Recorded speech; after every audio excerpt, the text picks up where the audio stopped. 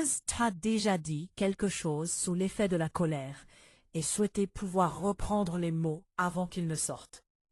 Si ta langue t'a déjà mis dans des problèmes, tu n'es pas seul. Les mots, nous les utilisons chaque jour pour encourager ou détruire, pour guérir ou blesser, pour parler la vie ou pour démolir quelqu'un.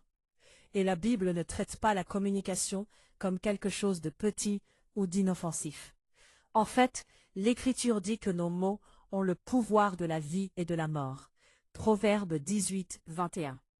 Cela signifie que chaque phrase, chaque commentaire, chaque réaction porte un poids bien plus grand que ce que nous réalisons souvent. Mais voici la vérité inconfortable. Même les chrétiens luttent avec leur langue. Nous nous retrouvons à médire, à nous plaindre, à répondre sèchement, à exagérer, à juger, ou à publier en ligne des choses qui ne reflètent pas du tout Christ. Dans ce message, nous allons voir comment la Bible nous enseigne à dompter la langue, non pas seulement par la volonté, mais par la sagesse, l'humilité et la puissance transformante du Saint-Esprit. À la fin, tu sauras exactement comment parler de manière à construire plutôt qu'à détruire. Reste avec moi. Nos paroles révèlent notre cœur. Jésus a dit quelque chose qui peut piquer un peu. Dans Luc 6, 45, il enseigne que c'est de l'abondance du cœur que la bouche parle. Cela signifie que tes paroles révèlent ce qui se passe en toi. Tes attitudes, tes blessures, tes peurs, ton orgueil. Le problème n'est donc pas seulement la langue, mais le cœur derrière la langue. As-tu remarqué comment le sarcasme sort quand tu es frustré? Comment la médisance devient tentante quand ton cœur est jaloux ou insécurisé? Comment les plaintes explosent quand la gratitude s'assèche? Ta bouche expose simplement ce dont ton cœur est rempli. La solution n'est pas seulement d'essayer de mieux parler, c'est de laisser Dieu transformer ton cœur. Une langue transformée exige un cœur transformé.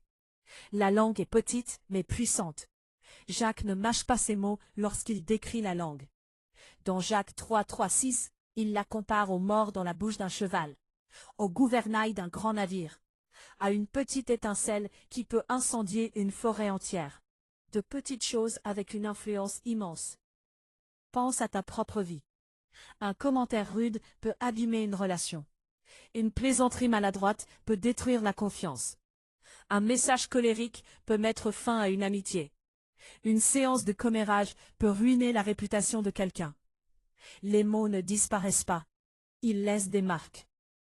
Jacques va même jusqu'à dire que la langue est un feu. Jacques 3, 6. Elle peut brûler, ravager et dévaster si elle n'est pas contrôlée.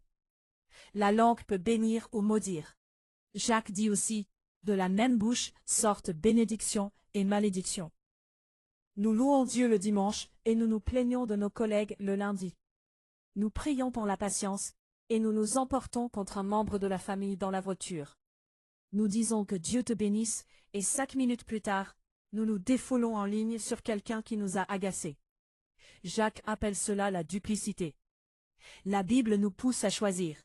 Notre bouche sera-t-elle une source de vie ou une source de destruction? Comment une langue indomptée se manifeste aujourd'hui? Le commérage. Proverbe 16, 28 dit qu'un médisant sépare les amis. Aujourd'hui, le commérage est tweeté, posté, commenté, partagé. Les plaintes et la négativité, Philippiens 2 verset 14 dit « Faites tout sans murmure ». La plainte assombrit ton esprit et celui des autres. Les éclats de colère, Proverbe 15, 1 dit « Une réponse douce apaise la colère, mais une parole dure excite la fureur ». Les paroles impulsives, Proverbe 29, 20 « Il y a plus d'espoir pour un insensé que pour celui qui parle sans réfléchir ». Pourquoi nous échouons à dompter la langue? Nous comptons sur la volonté plutôt que sur le Saint-Esprit. Jacques 3, verset 8 « Aucun être humain ne peut dompter la langue ». Nous ne gardons pas notre cœur. Proverbe 4, 23 « Garde ton cœur, car de lui viennent les sources de la vie ». Nous ne faisons pas de pause avant de parler. Proverbe 10, verset 19. Étape 1. Demande à Dieu de transformer ton cœur. Psaume 51, verset 10. Étape 2. Invite le Saint-Esprit à prendre le contrôle. Galates 5, 22-23. Étape 3. Pratique les paroles de vie. Proverbe 25, 11. Étape 4. Ralentis ta parole. Jacques 1, verset 19. Étape 5. Choisis la gentillesse plutôt que la victoire. Proverbe 15, verset 4. Étape 6. Refuse le commérage. Proverbe 20, verset 19. Étape 7. Remplis ton esprit de la parole de Dieu. Psaume 119, 11.